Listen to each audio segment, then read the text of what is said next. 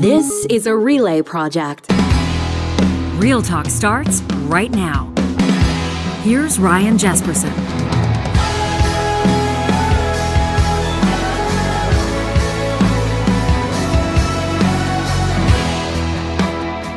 I want to welcome you to this episode of Real Talk. This is kind of like an Oh Canada edition of Real Talk. We're going to be hanging out with, quite frankly, two greats today, including our leadoff in just about 45 seconds from now, one of the greatest goaltenders to ever play the game.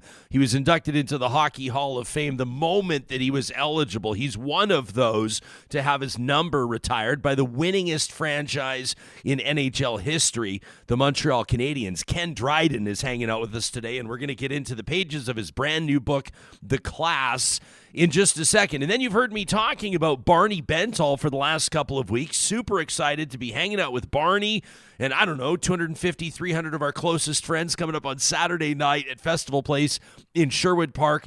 Barney Bentall and the Caribou Express, all in support of CASA Mental Health. I'm going to talk to Barney about the connection in about a half an hour from now between music and mental health and how he's using his tours with the Caribou Express to raise funds for a whole bunch of different nonprofits. It's a really interesting model. I love how he's using his talents, and that's coming up in just a quick second. We know that a lot of you tune into Real Talk to find out about the world around you, including opportunities, and that may include some of you that are looking for, I don't know, something new to pay the bills. You're sick and tired of what you're doing, that same old mundane job, and you're looking for a rewarding and high-paying career, but you don't have a university degree. Well, you can get started today as an insurance professional with Business Career College. In Canada, insurance agents are starting around $56,000 a year. They can quickly make over $90,000 annually. All you need to do is take an approved course and then pass your licensing exam. Business Career College offers industry-leading approved courses in life insurance, property and casualty insurance. Plus, they've got expert instructors that are passionate about helping you launch your new career. And right now, there's a great deal for Real Talkers. You can save 15% off any BCC insurance course with the code REALTALK. That's all one word, REALTALK. Get started today at businesscareercollege.com. I know there's got to be a segue there, talking about careers and opportunities, getting started, launching something new, and then, of course, talking about our first guest this morning. Everybody knows the name Ken Dryden. He had a shortened NHL career by choice, but in those 7 years that he played, he won a remarkable amount of championships. He's a 6-time Stanley Cup champion. He won the Calder Trophy as the league's best rookie. He won the Conn Smythe Trophy for playoff MVP before his rookie season had even officially begun. He's one of the legends of the game. He served his country as a member of parliament and a senior cabinet minister. He's a proud papa, a proud grandpapa, and he's got a brand new book, The Class. Ken Dryden making his Real Talk debut. It's nice to see your face. Thanks for making time for us. Thanks a lot, Ryan. Where do we see you today? Are you at home? At home, yes, in Toronto. And this is where you do all your writing? You've written a number of books. This is far from your first.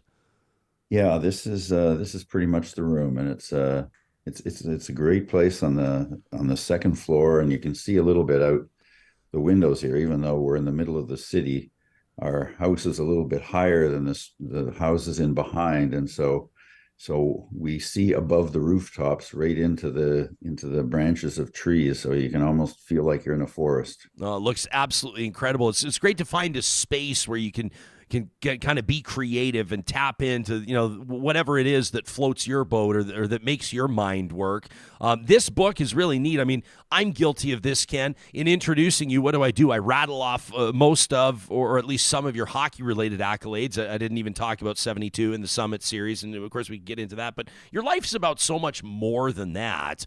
I mean, this book here, sure, you probably had some inkling. You probably had a pretty good sense that you had a long career ahead of you in hockey if you wanted that. But this book is all about your classmates, the people you grew up with, you looking back decades and reconnecting with kind of a unique and special group of people.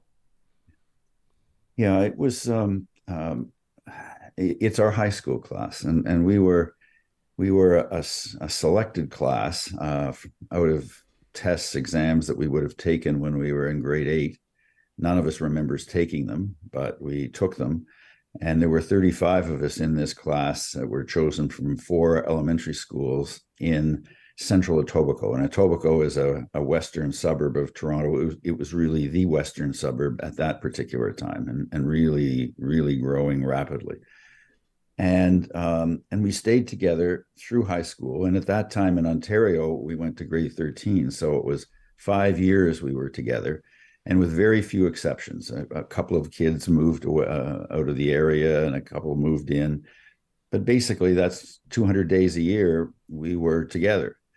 And we stayed in very little contact afterwards, which again was sort of one of the interesting questions of why that happened and why only a couple of good friends from high school remained good friends. The rest of us, it was kind of random, coincidental, running into each other at events or on the street or something like that. Or in most cases, we hadn't seen each other at all in almost 60 years. So the question for all of us, and it's a question that all of us think about at some point in our lives, is we look around at what we are doing and the circumstances in which we're living, and it's like, how did this happen? How did we get from there to here? And so that's really what the book was about, was to try to find these classmates and then start talking and to see how life has been for them. And in the end, I found 34 of the 35. 6 had passed away, but I found family members of 5 of those 6.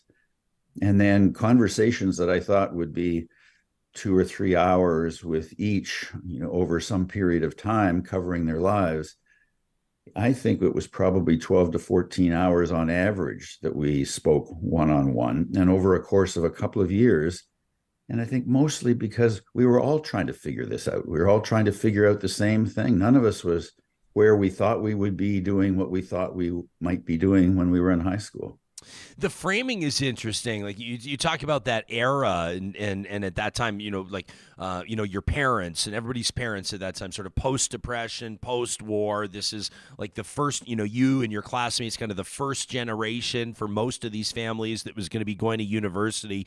Was that, I don't know that at that time, you're talking grade 8, grade 9, grade 10, you're not maybe aware of that dynamic at that time, but in retrospect, how do you think that shaped the way that everybody turned out? What did you notice? I think it was, I think what we were aware of at the time was the aspiration of our parents for us to go to university, that almost none of them had. Most had graduated from high school, but many had dropped out of high school. And yet, as you're describing, just at the end of the Second World War and starting into the 1950s, there seemed this immense possibility and immense opportunity, particularly in North America. Europe was in shambles out of the war. A lot of the rest of the world was in kind of disarray as empires were breaking up, independent countries were being created out of colonies. And here were Canada and the US with endless possibilities. And what the sense of our parents was is that,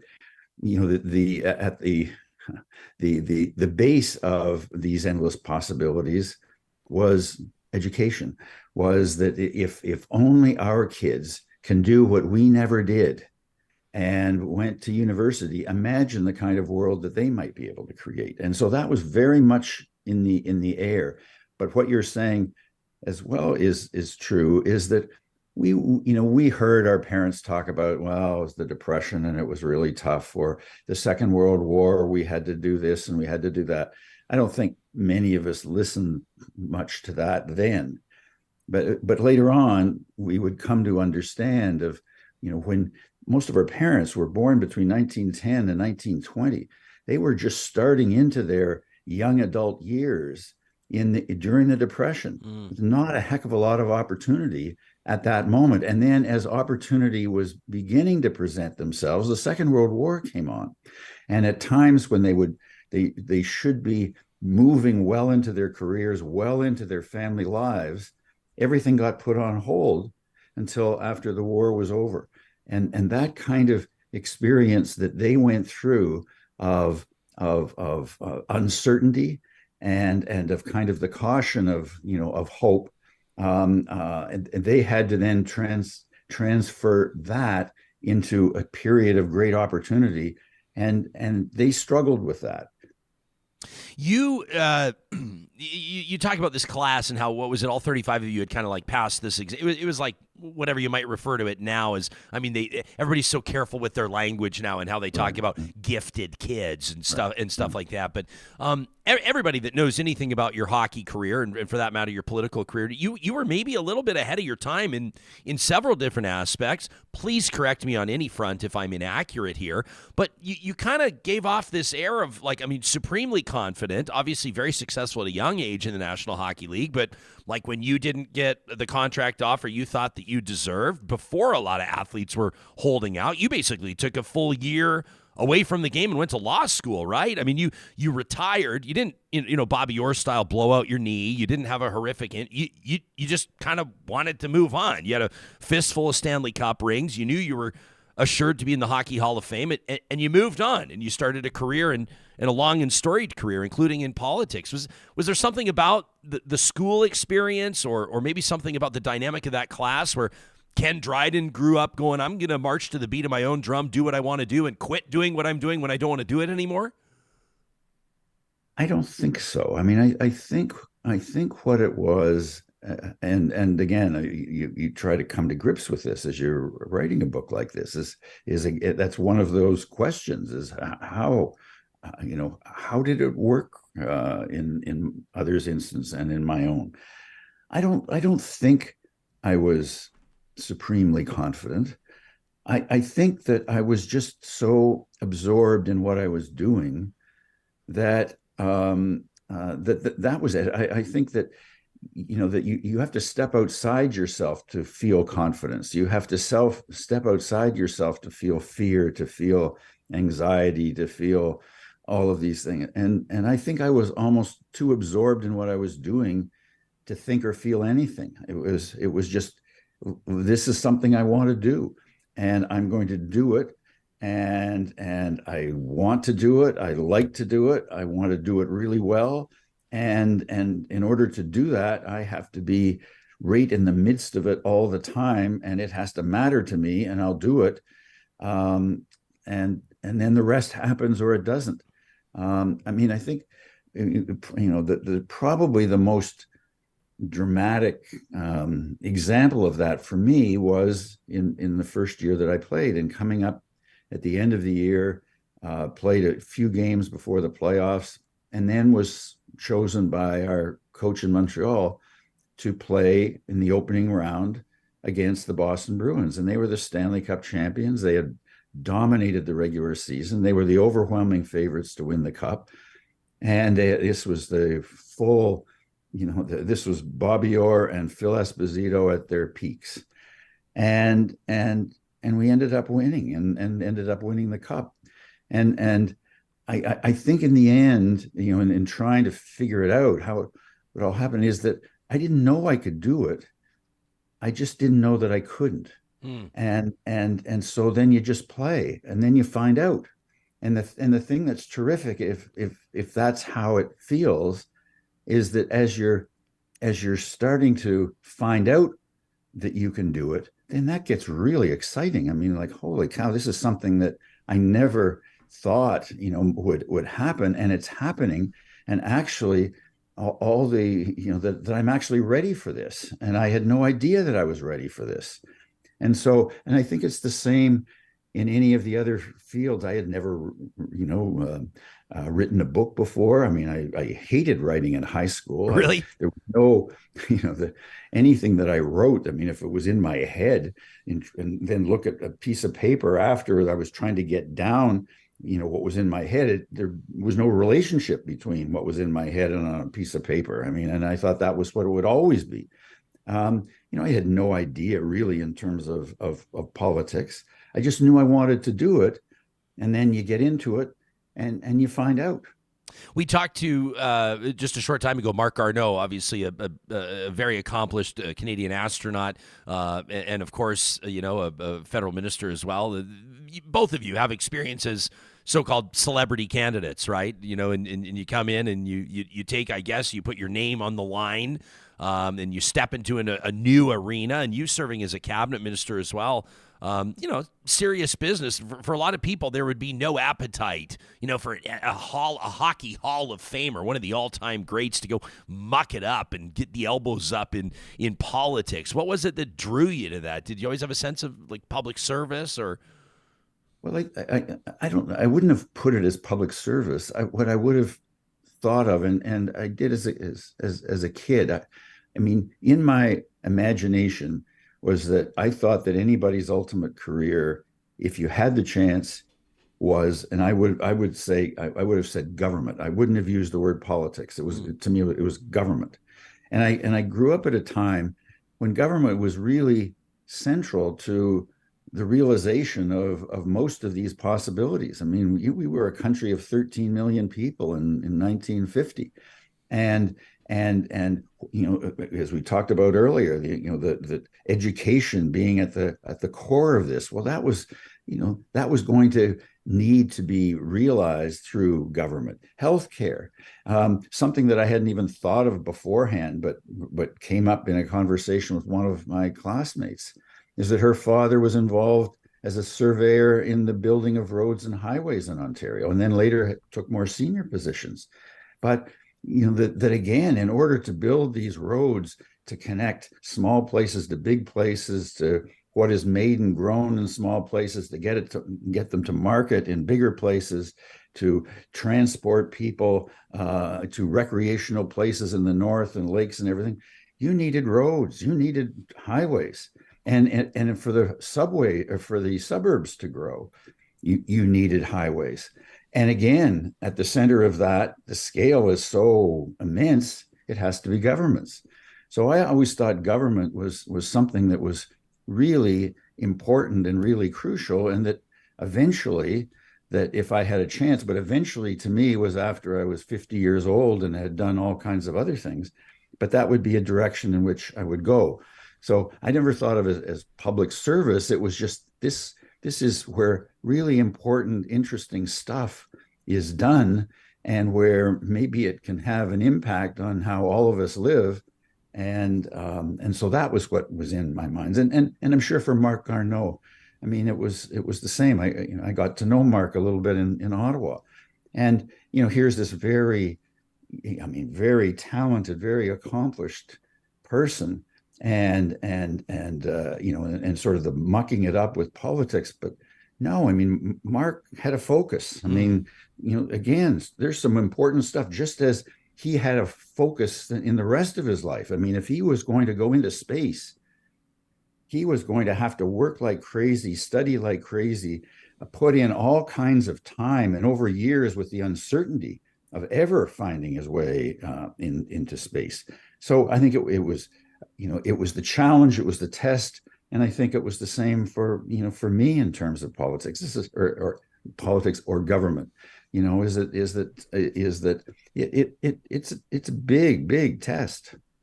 Yeah, and for that matter, politics versus government, you didn't shy away from running again when the Liberals lost a majority. You didn't this was something where you continued to be. You had experience as the Minister of Social Development. These days, you look at sort of the biggest challenges I think that the Trudeau government is experiencing in the polls, and a big part of that. I mean, there's some personal stuff, probably people's feelings. They talk about this political exhaustion. People tire of parties. People desire change, but the country's kind of looking at things like affordability, the housing crisis. It's what the opposition is kind of latching on for a lot of their talking points. How would you assess the state of politics these days? If it looked then like it does now, would you have still been interested in participating? Well, I would have. I would have, because I think anybody who goes into politics, you hope to make it better. I mean, and that doesn't mean that you succeed in doing it, but that it's important that it be better, and that becomes part of the challenge, not just the policies and the directions, but the nature of it itself. I mean, that the public of Canada, I mean, it's a far better thing if the public of of Canada is confident in its political leaders. I mean, and politics in general, and feels as if good things can happen there. I mean, so much of what you engage in when you are in government or in politics is that people will come to you with a problem, and you're not the first. You're not the first stop. The first stop was themselves. They had a problem. They tried to figure it out. They couldn't figure it out. They went to their families. They couldn't figure it out. They went to their companies. They couldn't figure it out.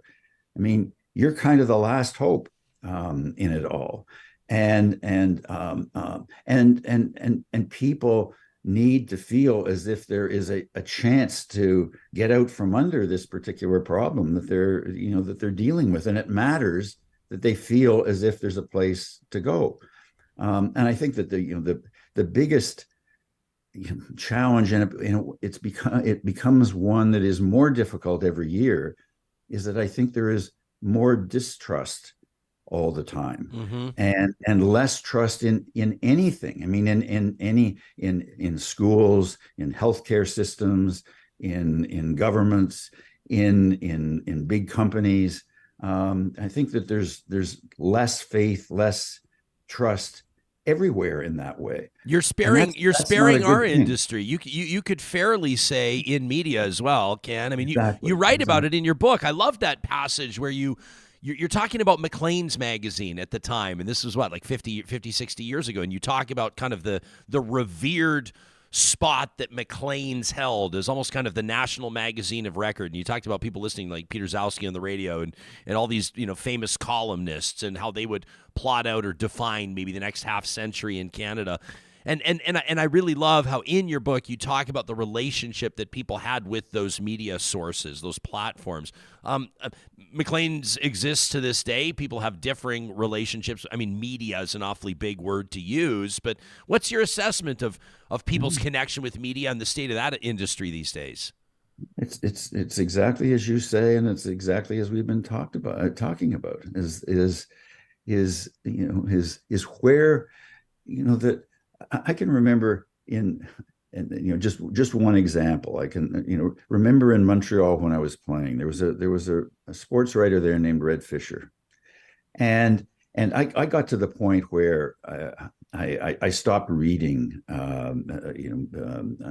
stories about games and stuff like that, whether we had won or whether we had lost. I mean, because it was just too hard. It was too hard to read, and even if it was really good, it would affect my mood too much, and if it was really bad, it would. And it's like the only freedom I had really was not to read anything. Sure. But with Red, it was he was really smart, and he had seen it all.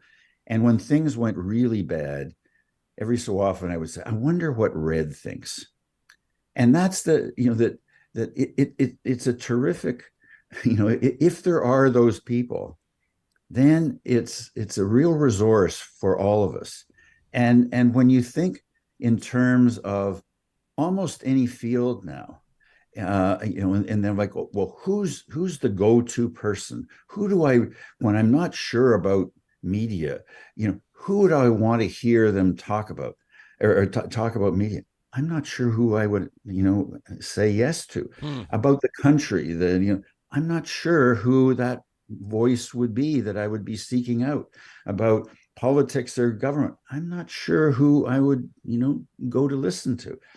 And that's not a good thing. And it doesn't mean that you agree with that person all the time, but they make they themselves put you to the test. It's like, well, if I disagree with that, I'm going to have good, sound reasons in order to do so.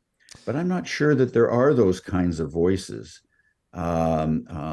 anywhere in any particular field. And it's nice that voices get broadened, and it's terrific that they get broadened. But there's a kind of feeling of connection and commonality and things that is also pretty useful. Yeah, absolutely. We're coming up on what's going to be a big weekend here in our home city of Edmonton. The first ever Battle of Alberta Heritage Classic, which will, be the celebration, obviously, of sport and the outdoor game. And who will forget, one of the most iconic hockey photos of all time, probably, former Habs goalie Jose Taylor with the toque on. You remember the one I'm talking about, right? But so hockey, will be celebrated this weekend. Hockey's also had, I don't know. I mean, some pretty tough. We've described them as black eyes on the show. The Chicago Blackhawks sex scandal, the sexual abuse scandal, I should call it. The Hockey Canada investigations in the 2003 and the 2018 teams. There's kind of the mess right now around Pride Tape and inclusion initiatives, and Gary Bettman kind of waffling on where the league stands on that kind of stuff. I guess about 25 years ago or so, you participated in an open ice summit. And at that point, you were using your platform to talk about, among other things, abuse of officials. You were concerned that there'd be lack of involvement. How would you assess right now kind of the health of the game, the state of the game? What are some of the things you're keeping an eye on? Well, I mean, when I watch, I guess I have two reference points. I don't go to games very often. I'm actually going this weekend in Montreal, but I'll probably go to 2 games a year. I watch the highlights in the morning. If it's a special game, I may watch much of it. I watched the first round of the playoffs. I love that feeling of, the playoffs begin and you've got 3 or 4 games a night, and every night, and I mean, you've got the possibilities of upsets, and I mean, all of that's fun. And the other reference point is that we have 2 grandkids who play hockey, so I watch them play. In terms of the level of talent and skill, it's through the roof. I mean, it is spectacular. It is amazing. It may start with Connor McDavid and the things that he can do, but there are other players that also are really outstanding, and that is something. And the thing as well is that you watch that, but then go to the local rink and watch watch a 12-year-old, watch the 14-year-old games, watch 10-year-olds. And they can all skate. They can all pass. I mean, passing was almost the last instinct that anybody, developed when you were a kid. The idea was, if you were any good, you got the puck and you tried to go through the whole team. Good luck with that now when Sure. You've got 5 opponents that you've got to get through, all of whom can skate and all of whom, are going to be harassing you up the ice.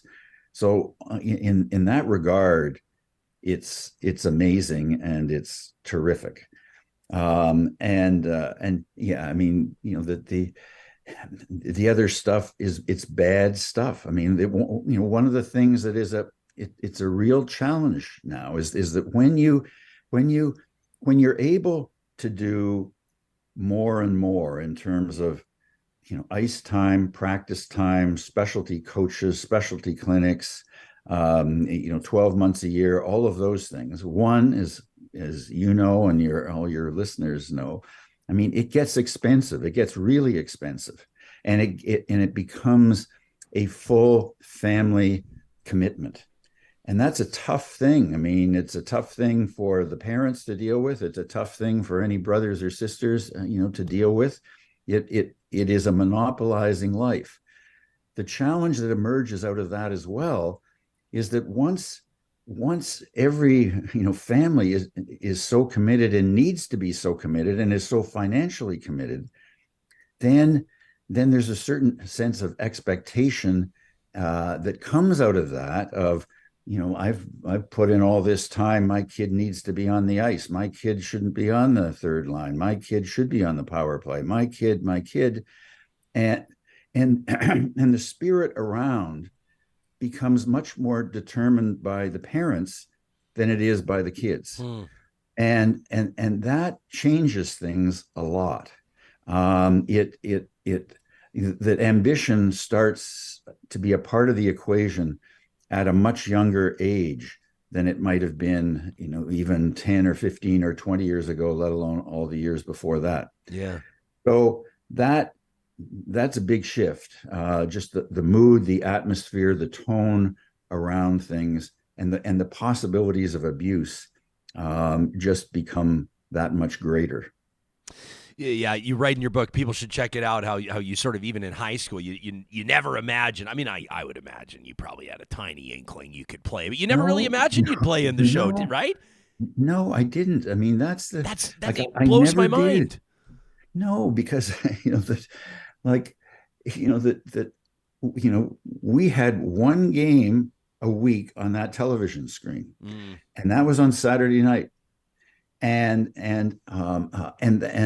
maybe we went to a game a year. I mean, if we lived in a big city, as I did, or in a suburb of a big city, I'd go to a game a year. Our father would take me to a game.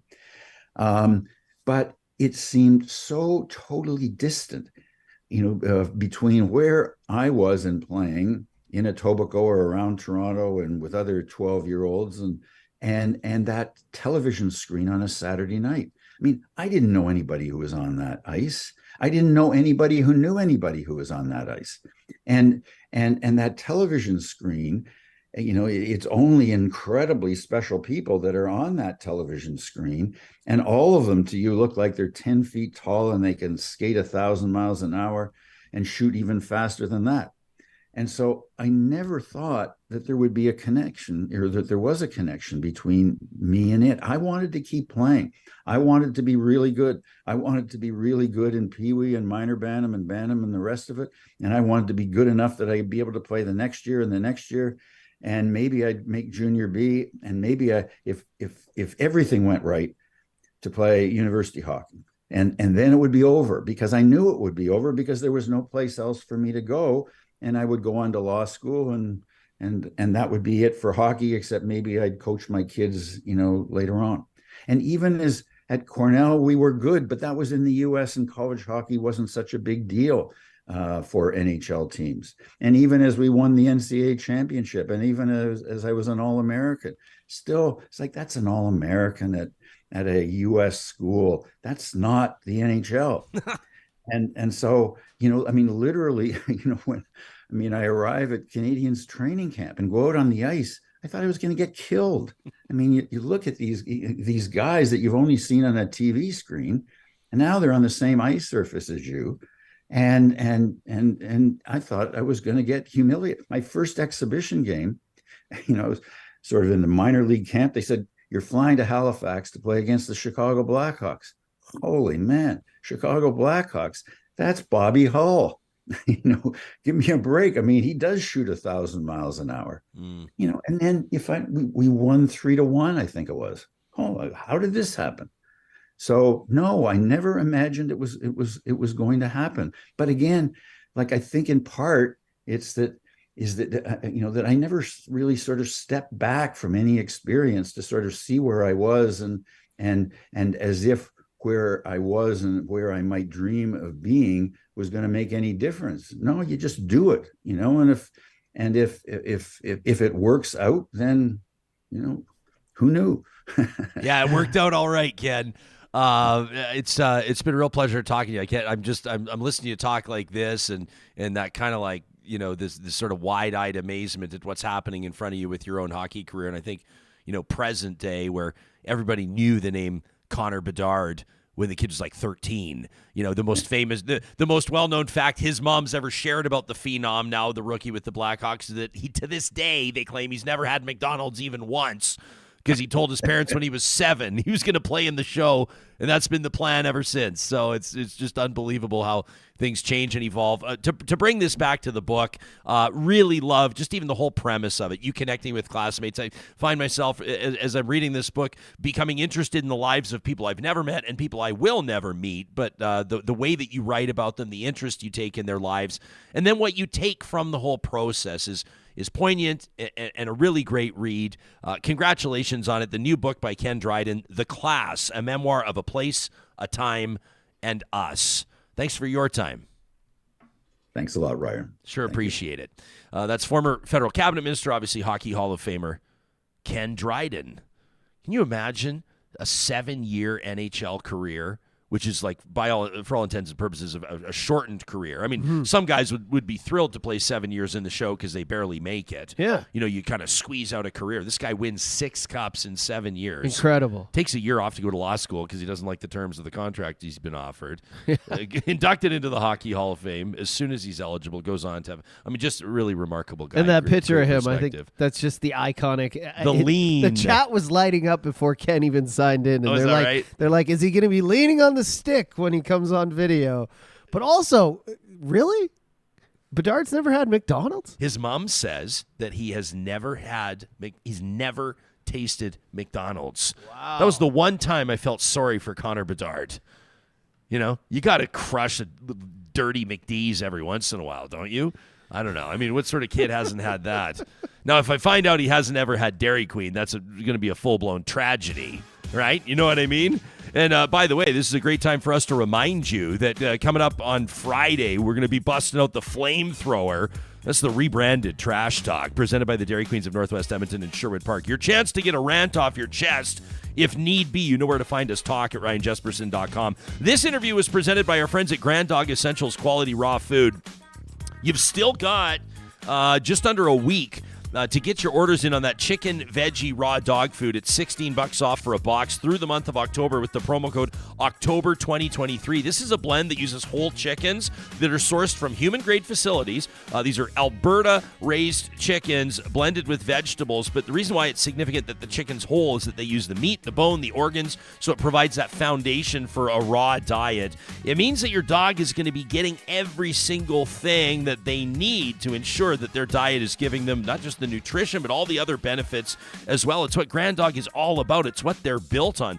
They've got food for cats, by the way. You can check it out at granddog.ca. When you're there on the Shop Now link, make sure you check out the 4-leaf Rover bundles. These are curated supplement bundles to help your pup if they need help with their joints or allergies or senior support, healthy skin, immunity support, you name it. You'll find it all at granddog.ca. Delivered to your door in Calgary, Edmonton, Central Alberta. That's Grand Dog Essentials Quality Raw Food. If you're thinking it's time to finally get organized, you're sick of looking at, you know what I'm talking about. You got your cable box, you got your TV, and it's just like on top of an old box that the TV came in, and things are stacked up beside it, and it's a mess, and you're embarrassed about it.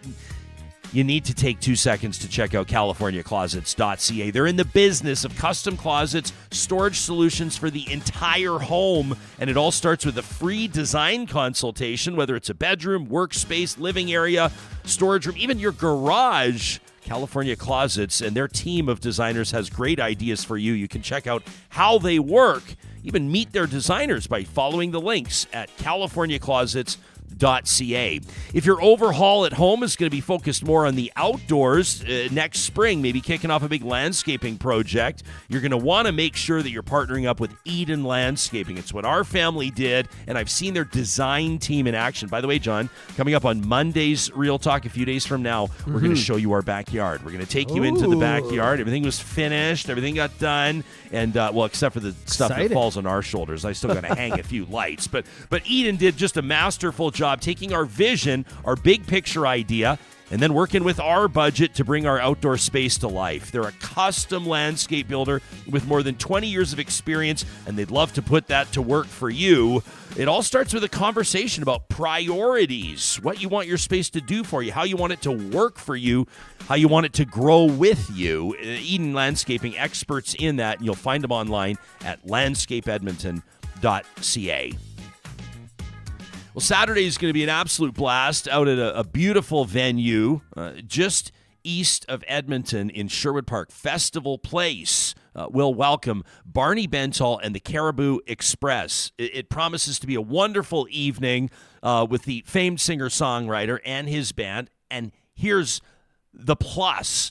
Here's an added benefit. On top of all the great music, the proceeds from this show are going to benefit CASA Mental Health, which is providing mental health supports for literally thousands of young people, typically aged 3 to 17 in Western Canada, in particular in Alberta. I'm thrilled to be playing a small part in that, and really excited to get up on stage and introduce our next guest. You know him as a singer-songwriter who's seen a great career success in the 90s into the 2000s. He played a lot of shows with the legendary Hearts, and of course now touring with the Caribou Express. He's a born and raised Calgary boy. He's been a cattle rancher, and he catches up with us on the road. How cool to connect with Barney Bentall. How you doing, man?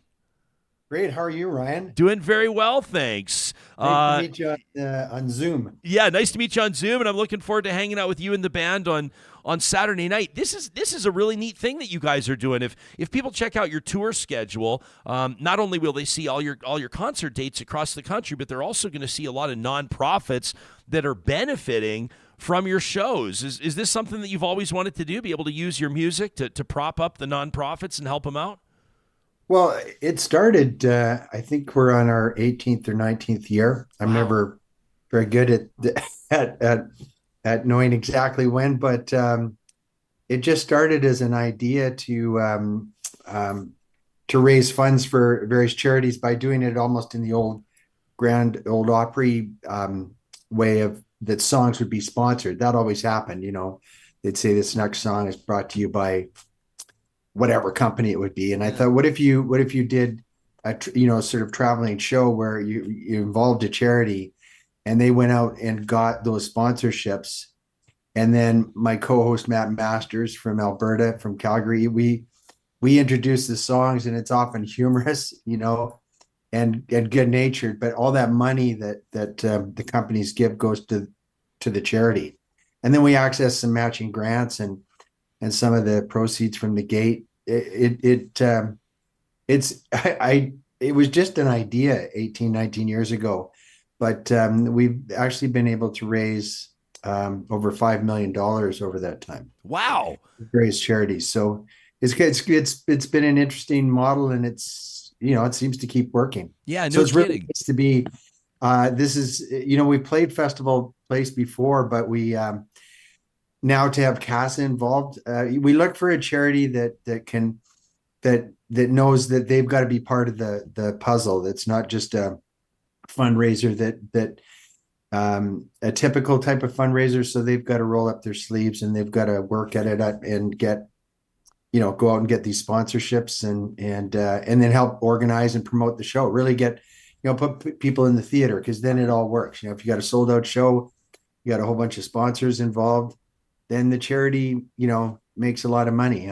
In Calgary, we're doing it, I think, about our 6th or 7th year for Classroom Champions, and they put largely Olympians and former Olympians. They put them as they help place them as mentors for kids that are having difficulty in school.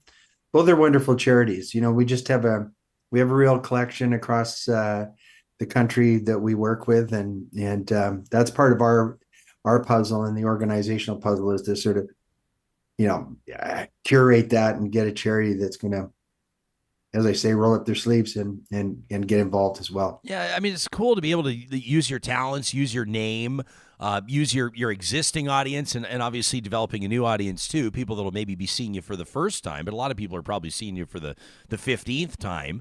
To be able to use that to further the goals of these nonprofits. I mean, what you're going to be supporting on Saturday, mental health for kids. We know how desperate the need is there. I was talking to Bonnie Blakely, the CEO at CASA, and she's telling me they're trying to double. Well, they're not trying to. They are doubling the number of families they're helping, but she said that's not even going to come close to meeting the demand. It puts it into perspective. When a young person, when they identify a need for mental health supports, and then the family can't get the mental health supports, we start to question, like, what are we even doing as a society when we recognize there's a need for mental health support? We can't provide it for a young person, which is far from setting them up for success moving forward. To see music benefiting mental health, I think is a really beautiful relationship. Well, I mean, so many things in that, what you just said. I completely agree. I think these mental health issues are increasingly, there's a lot of confusion out there, and it's hard for kids, and I understand that. And so, and just as we worked with a food bank in Victoria for a long time, And the woman who runs it does an exceptional job. And she said it used to be people were three paychecks away from needing the food bank, and now she says it seems like it's one paycheck away from it. So all these things, I believe in the good of society. I mean, you hear a lot of horrific things in the news, and those are real, but there's a lot of people out there trying to help in any way they can, and there's always been that there's often that relationship between musicians and trying to help in whatever way they can through the there's don't want to be corny about it, but there is healing power in music. I've always felt that. That's 100%. Why I've stayed in this game for a long time, and this show is super entertaining. I'm just one piece of the puzzle, but the variety of music and the guests that are with us, it's just, even when I'm not on stage during the show, I'm always watching, because it's developed into this really, I think, unique performance. There's rock and roll, there's old time country, there's with this incredible fiddler Stephanie Cadman, who's incredible step dancer and fiddle player, and she might do a kind of a dueling solo with the guitar player and tap dancing. We just go in all these areas. We've had poets. The idea is really to entertain, and then at the end of the day raise some funds for really worthy organizations. For the benefit of people listening on the podcast, which will be the majority, I'll let them know that when you're talking, your face is just like beaming. You come across as a guy who's still loving what he's doing. And maybe, I don't know, is part of that you're finding this sort of added fulfillment with this layer of helping these charities and helping kids? Like that's got to make it even more worthwhile. Well, the year has a real variety for me.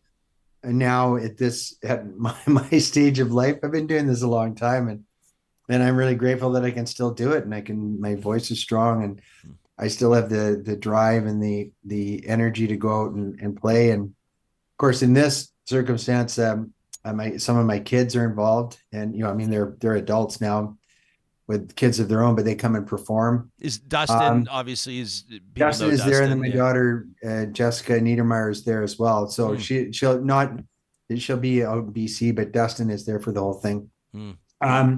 So I'm part of my year is doing more standard shows, some shows with the Legendary Hearts, and various other things that I have the good fortune to do because music has been a wonderful passport to all those things. One of our audience members in the live chat, Emma, is talking about the fond memory she has seeing Matt Masters play from the back of a pickup truck during COVID. How did the pandemic? I'll recognize people are still being hospitalized with COVID. I always want to be careful talking about being out of the pandemic, but I think for all intents and purposes, people would recognize that people are starting to look back on the pandemic. People are starting to reflect on what that 2 or 3 year period, how it impacted them personally. How about you? Like, what did it do for to your perspective on touring or your music career? How did you find your way through it? We're talking about mental health angles. Was there one there for you? Oh yeah, I've begun to reflect as well. We're humans are kind of fickle. You look back and I go, oh yeah, it always strikes me that it was a very dramatic time. All of a sudden when everybody, all my peers, the gigs were just completely gone. And so I have to admit selfishly, there was a nice element to that, because you feel as a musician, you've just been in a 30 to 40 year hustle. So that was different, and you got time to just be at home for a long period of time. But really the uncertainty was something that you kind of tap back into it. And I think there's continued sort of hangover from that. And I think sometimes maybe it's hard. People don't identify it as that, but there's obviously a lot going on in the world that's really challenging to kind of look at and cope with. And then on top of that, I think COVID, I agree with you. I don't want to be cavalier about it, but it seems manageable at this point. And, people, it's not unusual to hear somebody go, I've got it. And again, and life goes on. And certainly people are coming to concert halls. And because I think the need to have that sort of sense of community, but sometimes I reflect and go, whoa, it wasn't very long ago, and that was a strange time. Totally, man. I was at an event just a few nights ago hosting it, and somebody came up and just wanted to say hello and let me know that was their first outing since go. Yeah. And they kind of had this. I mean, I've never met them before, so I don't know what their typical demeanor is, but they seemed like almost trepidatious in a way. Like it was like a big thing for them to be out. It kind of landed heavy with me. You realize there's still people that, I think it impacted all of us in different ways. Everyone has their own story, but that one made an impression on me for real. Yeah. I agree. I mean, as entertainers, we got back in the saddle pretty quickly. All of a sudden you'd be doing, you do 5 or 6 sold out nights at a theater, but that's because there were 50 people in the theater, sure. spotted out throughout the thing. And it was like your nightmare as an entertainer when you would walk onto stage and you'd see, it was like, oh, this hasn't done well, but it's sold out. And so you found ways to make it work and get out there and to continue to make a living. Because Lord knows my hobby of being a part-time rancher doesn't exactly pay a lot of bills. I wanted to ask you about that. So that was like almost 20 years ago, wasn't it, that you bought a cattle ranch? Well, I bought a ranch probably 95 or 96, so quite longer than that. Yeah. But then in 2000, we bought with 2 partners a working cattle ranch, rangeland, and we ran 250 head. That's small in many ways to sort of Alberta standards, but we're in the heart of sort of that great ranching country in BC. Oh, right on. And you're in the beef business now, or no? Well,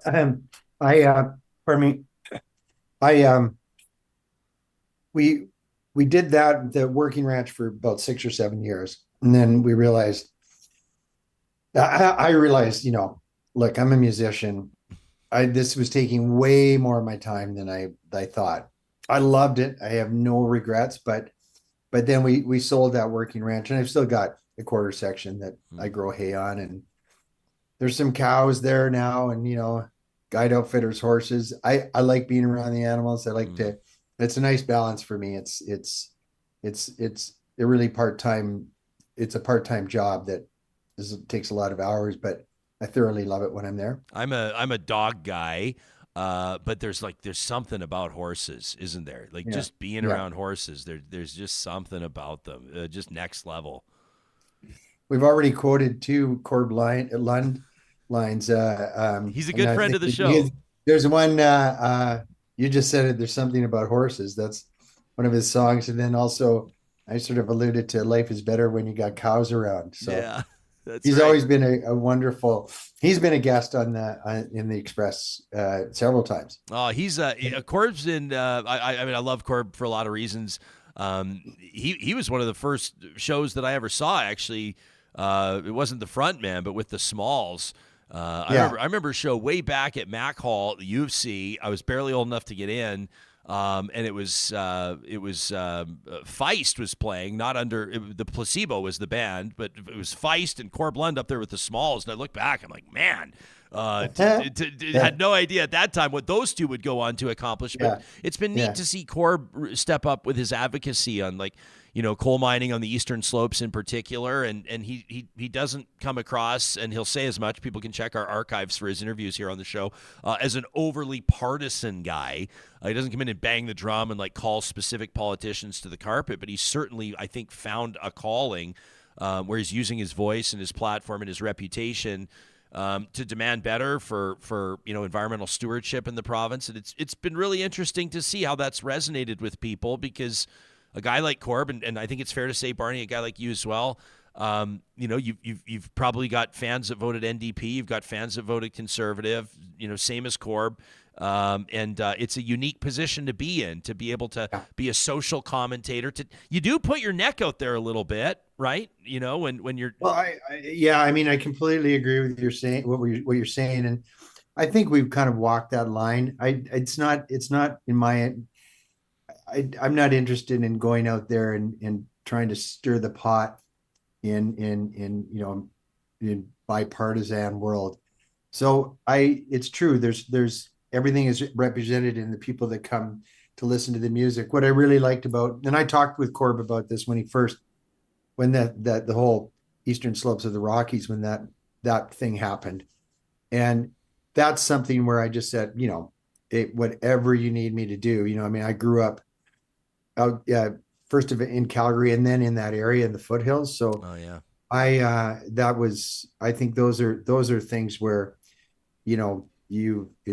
it's really important to jump in there and use your platform. But you've got to, I think he's smart in that way. And it's the way I've tried to walk. You want to use your platform really judiciously, because at the end of the day, we're entertainers, and you don't want any kind of weird antagonistic dialogue to be what it's about. You want to get up. Yeah, it's always interesting, right? Like we're even talking about this, and you brought up your daughter, so I hope you won't mind me mentioning she's married to one of the Niedermeyer brothers, right, to Rob Niedermeyer, and obviously, like, we just talked to Ken Dryden a little bit.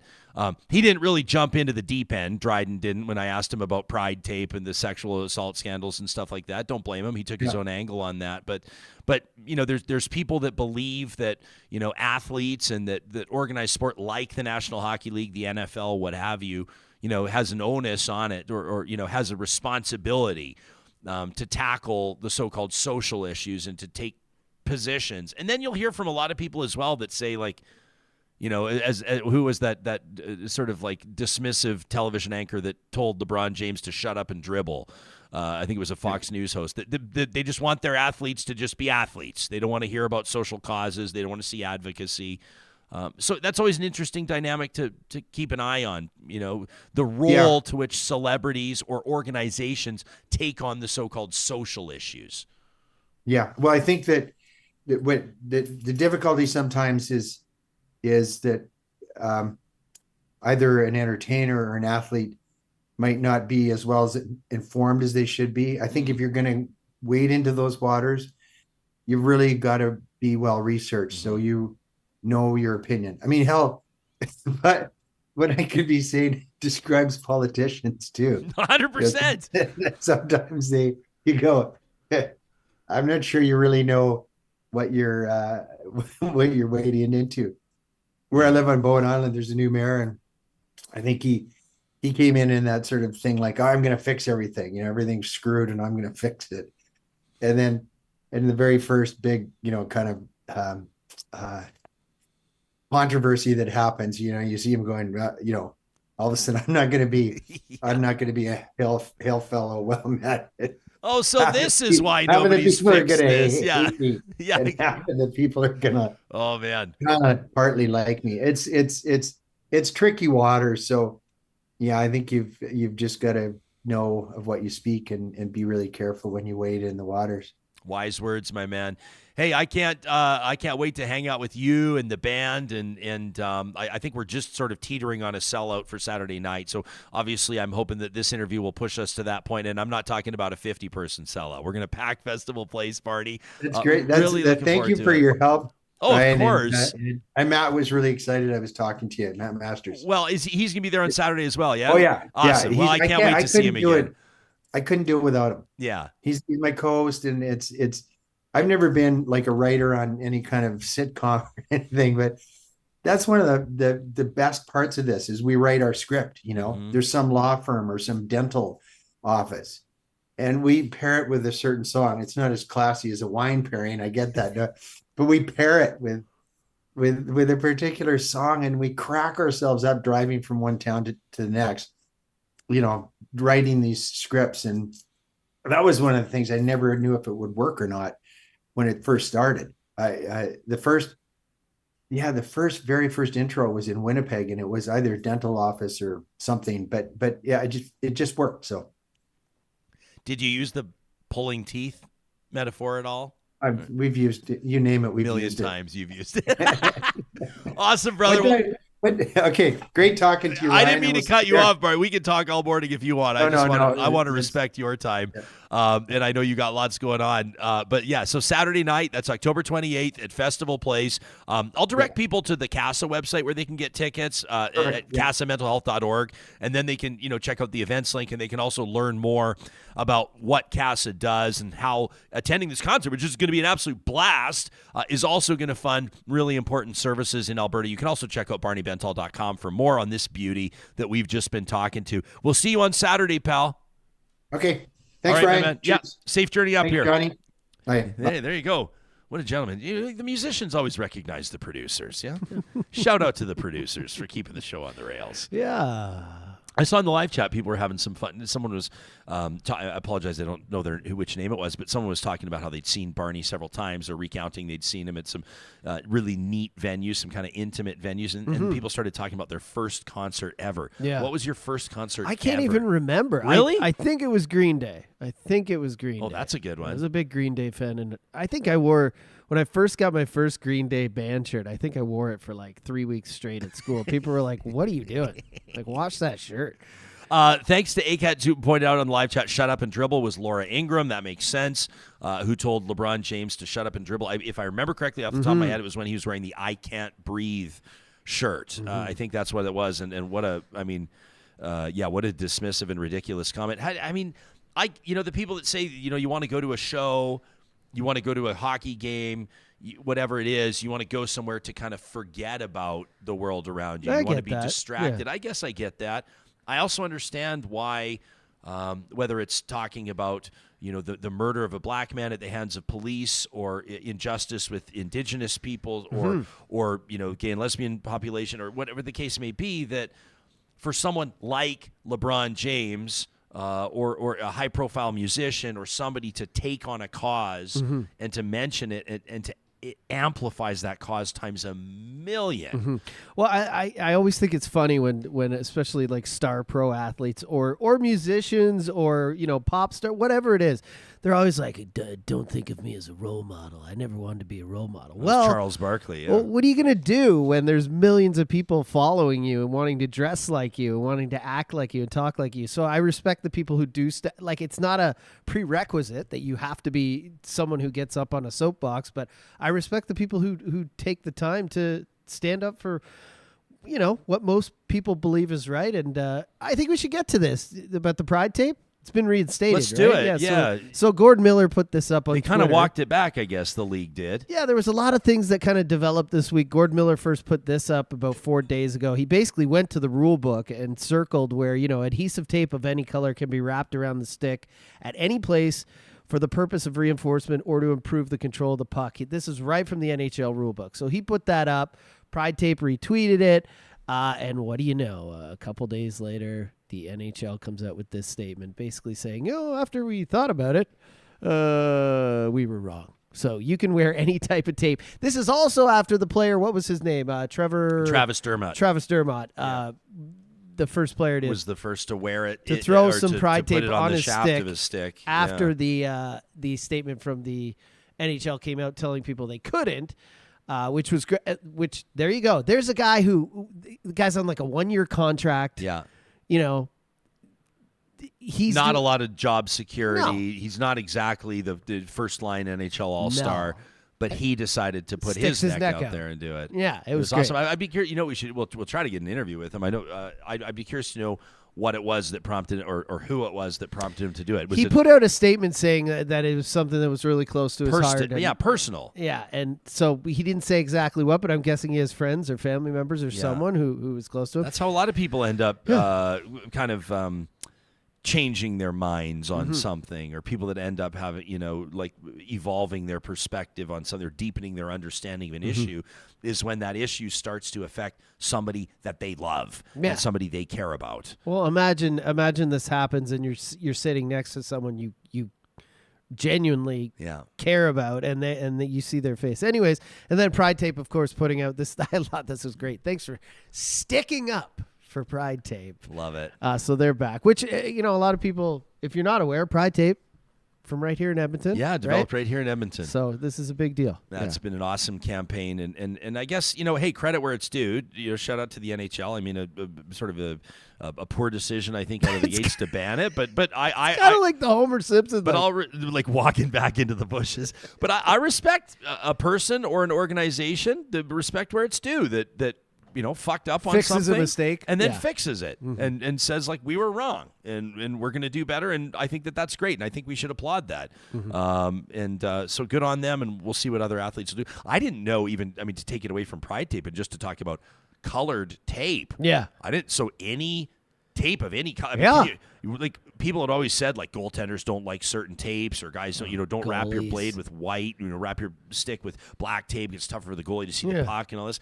I'd be curious to see guys a little more pizzazz, a little more flair. I would love on it. Stick. Why not? Why not? Like hockey's doesn't. You get orange and blue for the goalie Oilers? masks, which are great. Yeah. Goalies always have kind of their personalized. You see a little insight into their personality. I think like Mika Kiprusoff back in the day had Iron Maiden, Eddie all the time on his mask and cool stuff like that. I think it's funny how the goalies, like, sometimes they even have pads that kind of like give less light to the 5-hole and stuff like that. But they're the first ones to complain about like the visor's too dark or like the laces are too bright or like you know what I mean. But they're always the ones who get to express themselves the most. Yeah, I think it's it's strange. Goalies are weirdos. Yeah. They're like drummers, but we love them. We love you goalies, and we'd be screwed without you. This conversation is happening because of the support of sponsors like Kubi Renewable Energy, and I want to draw your attention to their Instagram. I mentioned this a few shows ago, but in case you missed that, go follow Kubi Energy on Instagram. Look at this, Johnny. They have 999 followers. Will somebody please go and get them up to 1,000? I know. Let's go get them 1,000 followers. Let's get them 2,000 Real Talkers. But they got a post just a couple of posts ago on. Look at this. They installed solar on this Windermere Fire Hall. It's a brand new. It's the newest fire hall in Edmonton. It's the first net zero fire hall. Did they just hit 1,000? Somebody just did. I refreshed. I love you guys. And so this is the first net zero fire hall, I think, in the province, and they just did an absolutely stunning job. The install is so clean. If you're just listening to this, go look at what I'm talking about, because you'll see the roof, like the way that it curves and the undulations. Like, it's just the sickest looking install. This is pro install. That's what you get when you partner with Kubi Renewable Energy. You can get a free solar quote today at kubienergy.ca. You think they'll walk with a little more swagger now that they got 1,000 Go followers? back, show the screen. I like that. It Let's go see. Let's go see what they have that now in real great. time. Let's see. Refresh. Maybe they got more than that now. Yeah, they got Boom! 1,000 on the nose. I love that. Hey, our friends at Complete Care Restoration want you to know that while everybody knows them and they've built their brand on helping people bounce back from the real nightmare stuff, right? Fire damage, flood damage, mold, asbestos, all the stuff that you go, oh my gosh, we got to call a professional on this. They've also got a team that's ready to go on any construction or renovation project that you may be dreaming up. That was us. We weren't in this space due to fire or flood, but Complete Care Restoration was on our radar. They came highly recommended because of the work they do with their full-service trade staff that can perform anything you need to homes and businesses. That could be insulation, drywall, painting, carpentry, cabinetry.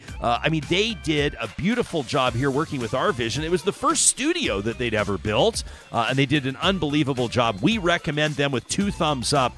Don't mess around with construction and renovation projects. Go with Complete Care Restoration on our recommendation. And our friends at Friesen Brothers want to remind you, coming up on the 1st of November, that's the next 15% off. Plus, they've got Seniors Discount Day. That's 10% off for seniors. Every Friesen Brothers store has a Seniors Discount Day. It differs on the week. So, Monday, for example, Manning and Peace River. Tuesday, Drumheller, Hanna, and Fairview. Wednesday's a big one with a whole bunch of stores.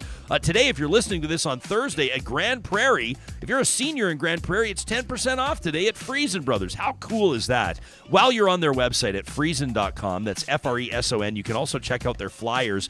I recommend the Family Essentials flyer, where you can check out not just great deals, stretch your dollars further, but also great recipes, solid food, minimal time required to prepare it, including back-to-school meals. You'll find it all at Friesen.com.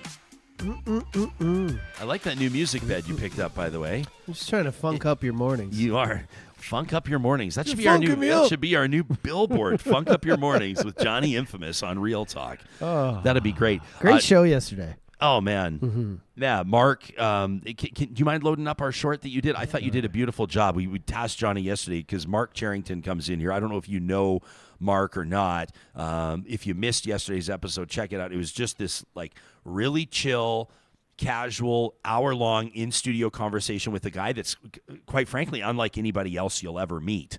The guy, he's the first guest, I think, in Real Talk history to give out his phone number on the show. Yeah, he's very open. He just gives out his phone number. Yeah. That's also how Premier Danielle Smith was able to just call him based on what she saw on Twitter, which I thought was a neat story that he shared. That's awesome. I was able to mention that to Premier yesterday at her lunch. She spoke at the Edmonton Chamber lunch.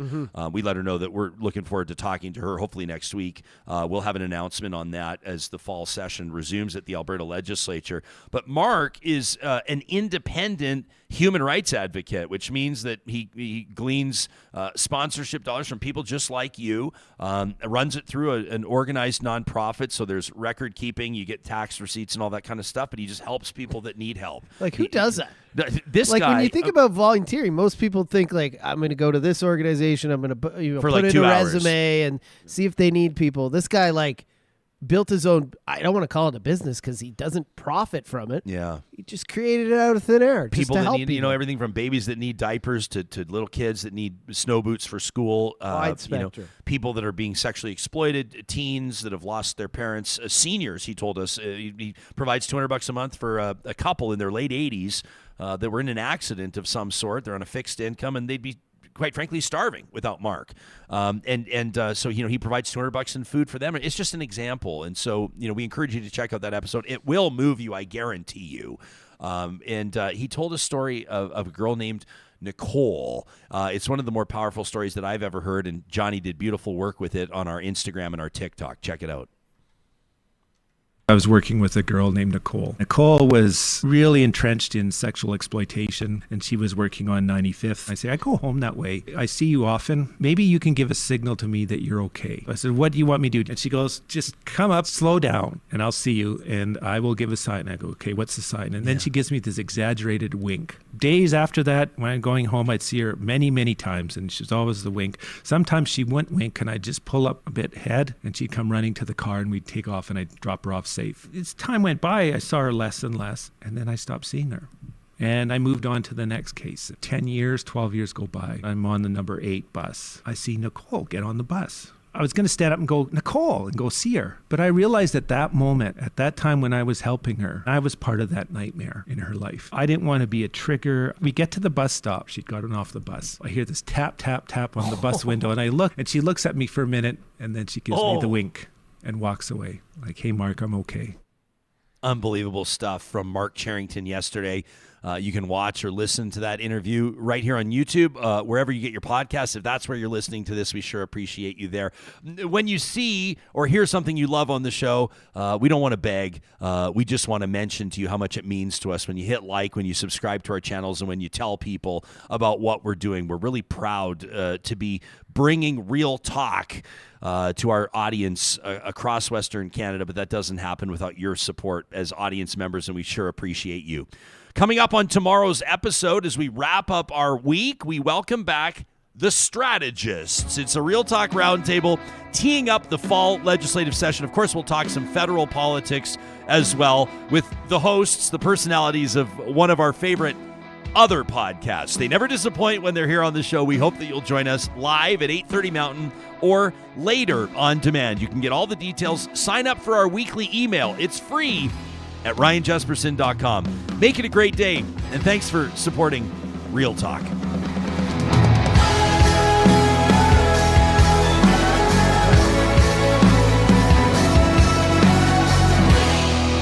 Real Talk is hosted by Ryan Jesperson. Executive producer Josh Dunford. Technical producer John Hicks.